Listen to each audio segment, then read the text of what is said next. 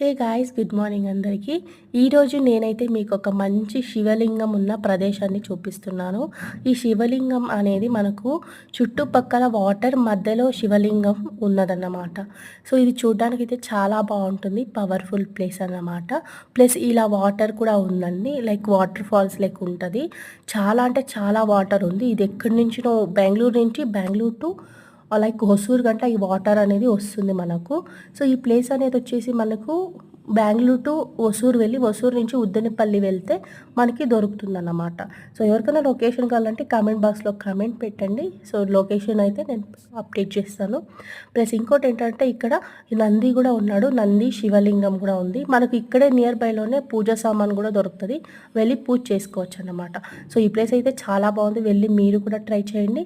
So ఈ video కనుక మీకైతే నచ్చినట్టయితే షేర్ చేయండి, సబ్స్క్రైబ్ చేయండి, ఫాలో కొట్టండి. Thank you.